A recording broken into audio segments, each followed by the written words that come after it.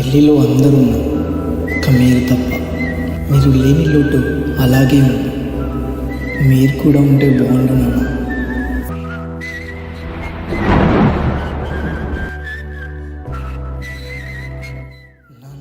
తథాస్తు.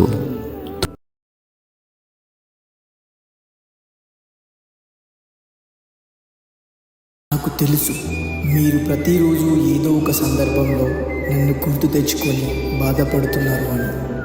అందుకే మీ అందరి కళ్ళల్లో ఆనందం చూడడం కోసం నేనే నా కొడుకు పెళ్ళికి వస్తున్నాను.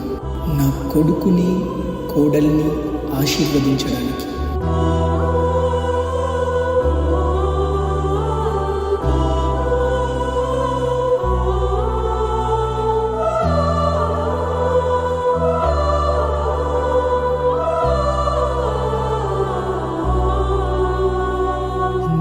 చేతులలో ఊయలలుగే ఆ సంబరమింకెప్పుడు,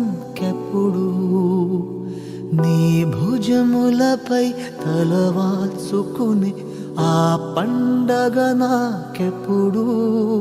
నాన్న నువ్వు నా ప్రాణం అనిన సరిపోదట మాట.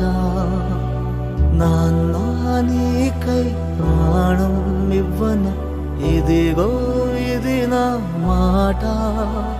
నిజాన్నిలా అనేదిలా ఇవాళ నీ ఎదుట.